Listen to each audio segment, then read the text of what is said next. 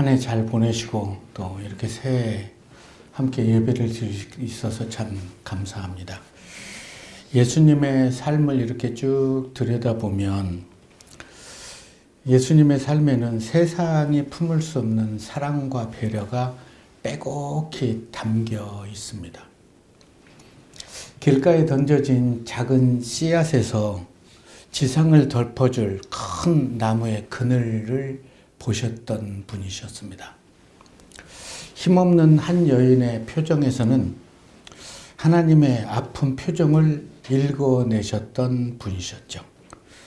사람들의 대화를 하면서 그 사람이 하지 않은 말에서 그 사람이 하고 싶었던 말을 읽어낼 줄 알았던 분.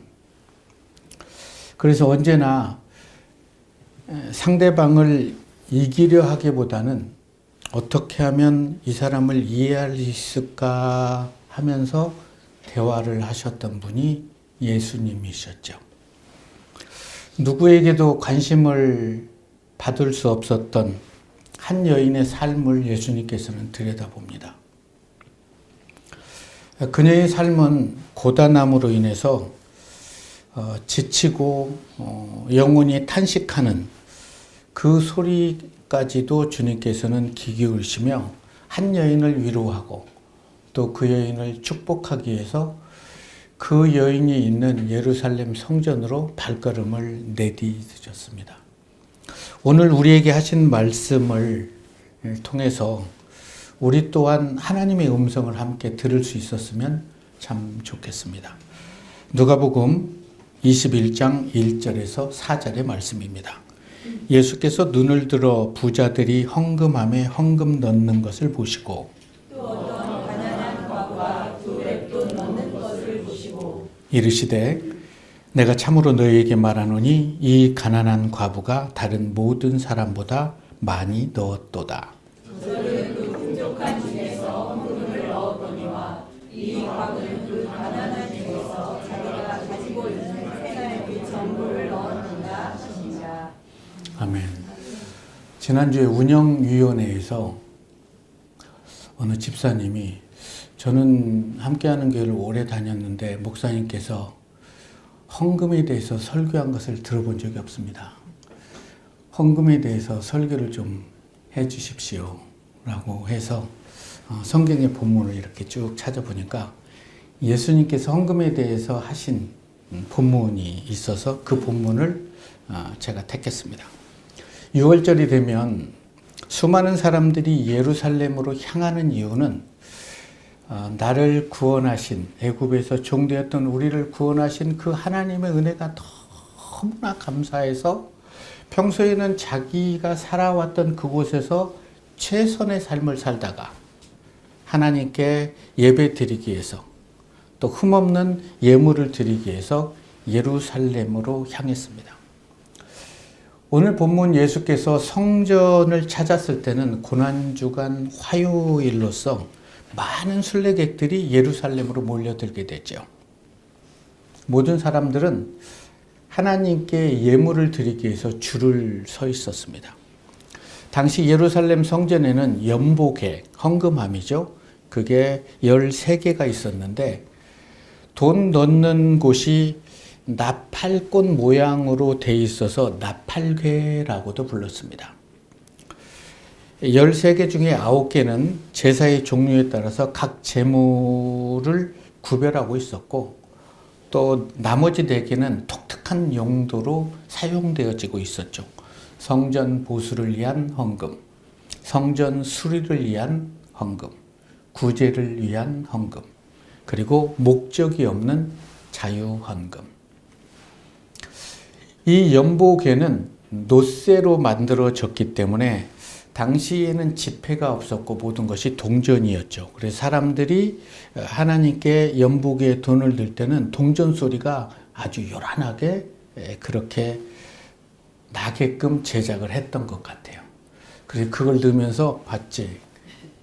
내가 이렇게 많이 해. 이런 좀 그런 기분을 들게 하기 위해서 그랬는지는 모르겠지만 그래서 그 소리를 들으면 사람들이 안 돼요. 아, 저분은 얼마 정도 드리는구나.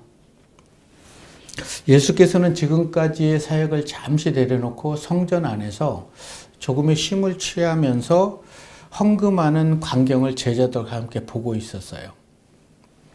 물론 시간이 지나면서 예수님도 헌금을 드리려고 기다리고 있었겠죠. 많은 사람들이 줄을 서서 헌금을 드리려고 기다리는데 그 가운데 헌금을 드리지 않아도 될 한 과부가 초라한 형색으로 줄을 서 있는 것을 보고 있었죠.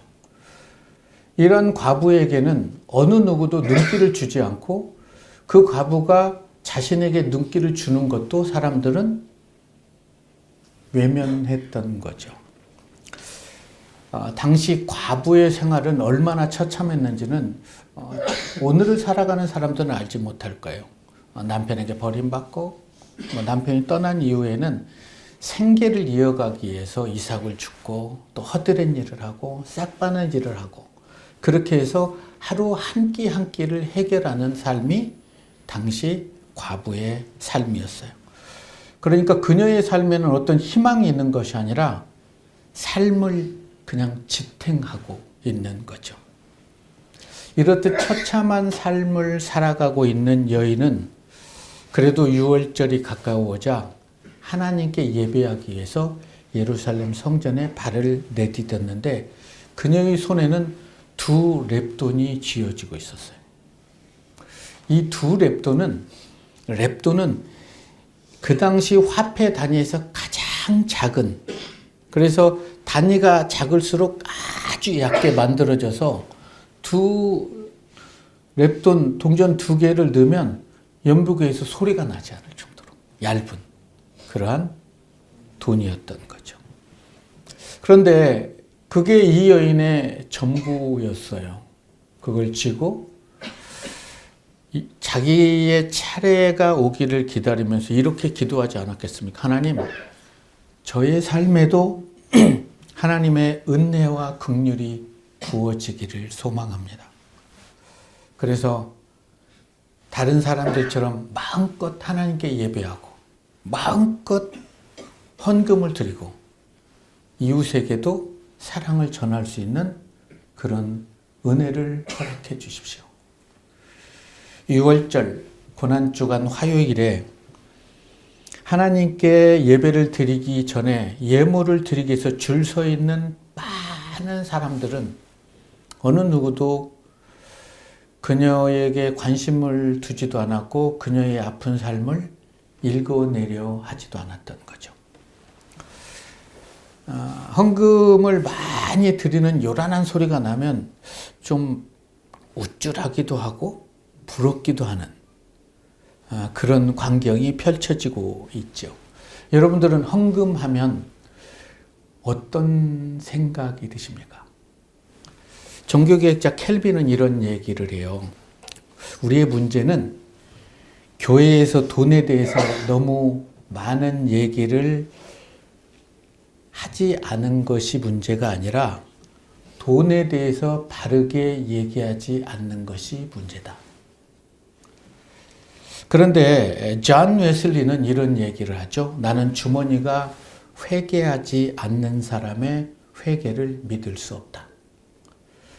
복음을 듣고 하나님의 자녀가 된 사람들은 제일 먼저 변화가 돼야 될 것이 물질이죠. 돈의 사용처죠. 삶의 주인이신 하나님께로부터 모든 은혜와 축복이 온다는 걸 신뢰하는 것이 그 정신이 참된 헌금이라는 거죠. 아무도 관심을 두지 않았던 여인에게 예수님의 시선이 머물렀어요. 수많은 사람들이 그들도 온 마음과 정성을 다해서 헌금을 드렸지만 그곳에서 예수님의 시선을 머물게 했던 사람은 이름 없는 한 여인이었죠. 남편을 잃고 자녀들을 먹여 살리기 위해서 할 수 있는 모든 것들을 해온 이 여인의 얼굴에는 아마 기미도 검버섯도 주름살도 훈장처럼 새겨져 있었겠죠. 2절의 말씀을 보면 어떤 과부가 2렙돈 넣는 것을 보시고, 예수님은 사람들이 줄 서서 연보계에 헌금을 드리는 것을 봤는데, 우리 교회에도 예배당 들어오기 전에 헌금함이 있지요. 헌금하는 사람 중에 가장 하나님을 갈급해하고 가장 하나님의 은혜를 사모했던 사람이 이 여인이었던 것 같아요. 간절함으로 하나님께 드리는, 예배를 드리려고 기다렸던 이 여인의 삶이 주님의 눈길을 고정시켰던 것 같아요. 아무도 관심을 두지 않았는데 주님이 그녀의 마음을 알았던 거죠. 렙돈, 화폐 최소 단위의 동전인데, 제가 이렇게 다 찾아보니까 그 당시 하루 일당이 한 데나리온인데 렙돈은 64분의 1에 해당하는 금액이었어요. 10만 원으로 계산을 해보면 10만 원을 64분의 1로 해보니까 1563원 정도 되는 거예요. 2렙돈 하면 3120 몇 원이 되는 거죠. 그래서 렙돈의 뜻은 얇다라는 뜻이에요. 아주 얇아서 넣으면 소리가 나지 않는. 제자들 또한 헌금하면서 들려오는 그런 커다란 동전 소리에는 그냥 알아서 시선이 누구야? 그러고 있는데 주님께서 다른 복음에도 이 본문이 나오는데 이렇게 질문하죠. 누가 하나님께 많은 헌금을 드렸느냐? 제자들이 다 바라보고 있을 때 제자들이 얘기합니다. 방금 드렸던 저 우렁찬 소리가 난 저분이 많이 드린 것 같습니다. 그러하냐? 그렇다면 지금 저 여인이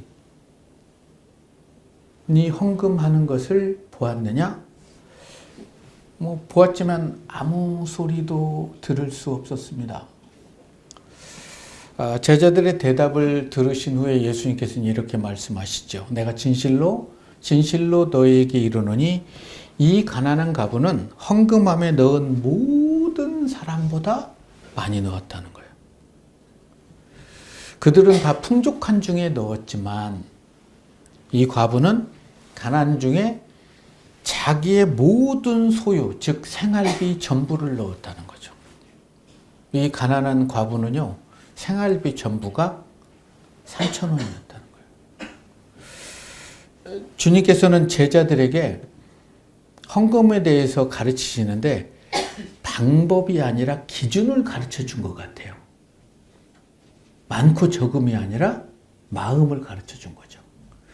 신앙생활은 하나님의 말씀을 통해서 나를 변화시키는 것이 신앙생활이죠. 종교생활은 하나님의 말씀에 관심을 두지 않고 자기의 의견과 주장을 통해서 남을 변화시키려는 것을 종교생활이라고 그럽니다. 물론 헌금을 많이 드리는 사람도 하나님께서 귀하게 여기셨습니다. 귀하게 여기신 게 안 여기신 게 아니라는 거죠. 축복을 받으려고 헌금을 드리는 게 아니라 이미 받은 은혜가 너무나 감사해서 드리는 것을 헌금이라고 합니다. 자신을 향해서 부어주신 하나님의 은혜를 기억하는 사람만이 그의 삶에 감사를 흘려보낼 수 있기 때문이죠. 당시 종교 지도자들을 포함해서 많은 사람들은 헌금을 많이 하는 부자들에게 관심을 쏟고 있었어요. 그런 제자들에게 주님께서는 진정으로 너희가 관심을 가져야 될 사람이 누구인지를 오늘 본문을 통해서 일깨워 주는 거예요. 성전 안에서 가난한 과부가 하나님께 드렸던 그 모습, 그 삶을 칭찬해 주셨죠. 그녀를 칭찬했을 때 제자들은 주님의 말씀을 이해했을까요? 다 드리는데 뭐. 그러나 주님은 후에 자신이 떠난 이후에 그들이 주님의 자리에 있을 때 오늘 자신이 제자들에게 했던 그 말씀이 떠올려서 정말 갈급하고 힘들고 어려운 사람들의 마음까지도 읽어내시기를 원하셨던 주님이셨어요. 노아의 방주를 현대식으로 연출한 영화 에반 올마이티가 있습니다. 영화 속에서 하나님의 역으로 나오는 모건 프리먼은 어느 날 정말 사회에서 잘 나가는 그 남편이 모든 것을 내려놓고 홍수의 심판이 온다 했다고 모든 재산을 다 들여서 방주를 만드는 거예요. 그러니까 아내와 아이들이 저 도대체 미치지 않고는 저럴 수가 없다 하고 너무나 막 속상해 하면서 있는데 하나님의 역을 맡은 모건 프리먼이 그녀에게 다가가서 이렇게 얘기합니다. 제가 질문을 하나 해도 되겠습니까? 그랬더니 하세요. 누가 인내를 달라고 기도하면 신은 그 사람에게 인내를 줄까요? 아니면 인내를 발휘할 기회를 줄까요? 누가 용기를 달라고 기도하면 용기를 줄까요? 용기를 발휘할 기회를 줄까요? 하나님의 역을 맡은 모건 프리먼의 얘기를 들은 후에 이 여인은 무엇이 중요한지를 깨달은 후에 아이들과 함께 방주를 만드는 일을 돕게 됩니다. 하나님은 원하는 것을 주지 않고 우리가 원하는 것을 붙잡을 기회를 주신다는 것을 이 여인은 깨달은 후에 남편과 함께 방주 만드는 일을 기쁘게 방주를 만들어서 많은 생명을 구원했던 에반 올마이티 영화는 많은 사람들의 가슴을 훈훈하게 했습니다. 참된 헌금은 내 삶의 주인이신 하나님께 드리는 감사의 표현입니다. 그렇다면 누가 하나님께 감사를 드릴 수 있을까? 삶에 감사가 묻어나는 사람이죠. 그런데 감사의 기초는 생각이 있습니다. 생각이라고 하는 것의 또 다른 표현은 기억이죠. 그래서 구약 성경에서 감사와 관련된 모든 구절의 기초는 기억입니다. 대표적인 예로 신명기 말씀을 보면 애굽에서 인도하여 내신 여호와를 예배하고 기억하라. 이게 종되었던 나를, 죽을 수밖에 없는 나를 하나님의 자녀로 세워주신 것에 감사하는 그런 단어들이 여러 번 반복됩니다. 모든 감사는 잊지 않고 기억하는 데부터 나와죠. 자녀들이 어느 정도 성장해서 우리 엄마 아빠가 나에게 이런 은혜를 베풀었구나라고 기억하면 그때부터 감사를 하게 됩니다. 그동안 나를 키워주신 게 너무나 고마웠고 너무나 힘들었고 나는 이것밖에 왜 해주지 않지라고 생각했는데 힘에 지내도록 해주셨습니다 라고 고백하며 눈물을 흘리고 그때부터는 감사의 삶을 살아가게 되는 거죠. 그래서 모든 감사는 잊지 않고 기억하는 것. 우리가 사람과 사람 중에서도 남편과 아내 여러 만남 중에서도 그 사람과 나의 만남을 통해서 내가 그 사람에게 해줬던 기억이 아니라 그 사람이 나에게 해줬던 걸 기억하면 감사하게 돼 있어요. 그런데 나만 하고 너는 나에게 뭘 해줬냐 하면 감사가 실종되고 원망과 불평이 피어나게 되는 거죠. 이 여인은 두 렙돈을 지고 자신이 드린 이 보잘것없는 예물을 하나님이 꼭 받아주셔야 될 텐데 하는 마음으로 기다리고 있었던 것 같아요. 자신을 구원하신 그 엄청난 대가를 지불하신 그 은혜를 늘 기억하는 사람은 하나님께 나올 때 빈손으로 나올 수가 없는 거죠. 방법이 아니라 영향력입니다. 무엇을 하느냐가 중요한 게 아니라 그 일을 왜 하느냐를 알아야 되죠.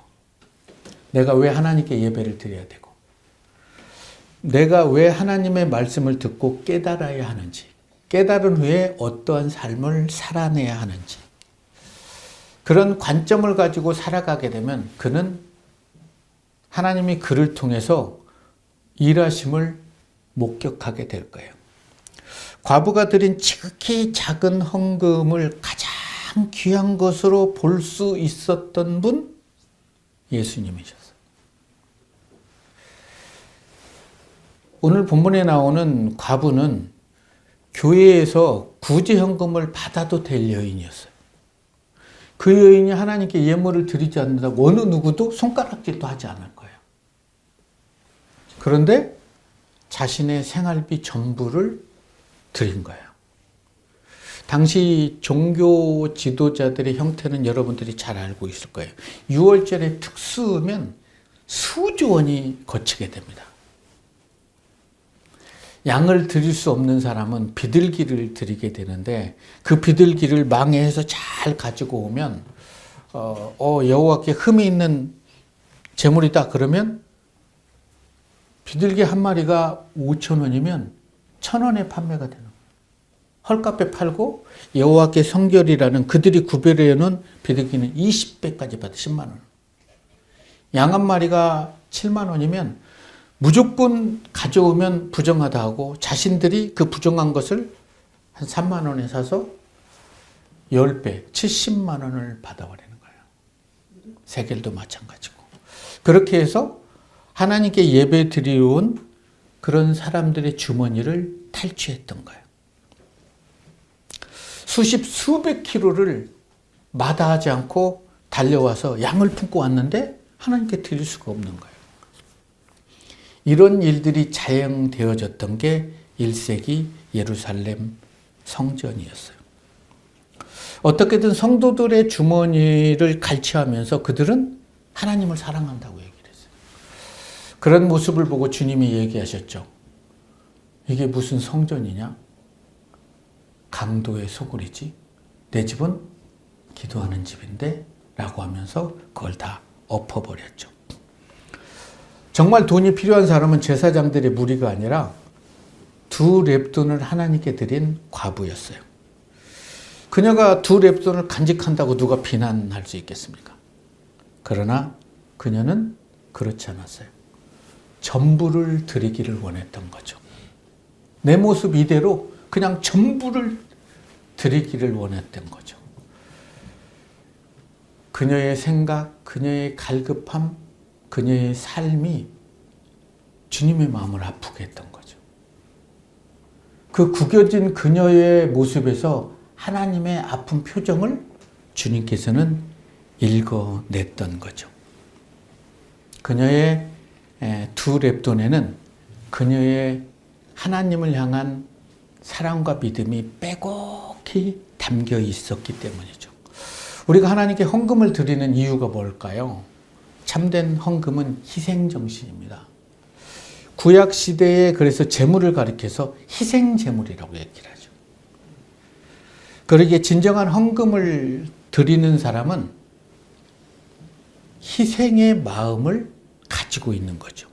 오늘 본문에 나오는 이 여인은 헌금을 하고 싶은데 할 수 없는 그런 상황이 너무나 속상했던 거예요. 그럼에도 불구하고 나도 무엇인가 하나님께 드리고 싶었던 거죠. 그런데 너무 초라했던 거예요.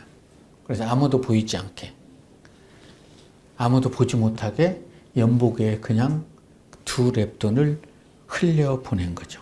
하루하루를 사는 믿음. 한 끼 한 끼를 해결해야 하는 그러한 믿음을 주님께서 보셨던 거죠. 너무나 마음이 아픈 거예요. 그 마음이, 그의 삶이 주님의 마음을 움직였던 거죠. 우리 중에 누가 주님의 마음을 움직일 수 있을까요? 누가 예수님의 마음을 움직여야 할까요? 예수님의 마음을 움직였던 이 여인의 삶에 예수님께서는 어떤 은혜를 부어주셨을까요? 여러분의 상상에 맡기겠습니다. 그런 간장으로 드렸던 이 여인의 삶, 그리고 이 여인의 자녀들의 삶에 저는 부족함이 없는 하나님의 은혜가 부어졌으리라고 믿습니다. 그래서 1세기 때 사도들이 복음을 전할 때 그때 가난한 과부가 저였습니다. 후로 하나님이 은혜를 주셔서 이제는 마음껏 하나님을 찬양하고 하나님께 예물을 드릴 수 있었습니다. 이런 간증을 하지 않았을까요?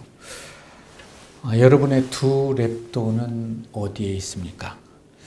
자신의 모든 것을 드려도 아깝지 않는 헌신으로 인해서 인류를 위해서 자신의 생명을 내어놓았던 십자가의 죽으심이 주님의 두 랩돈이었습니다.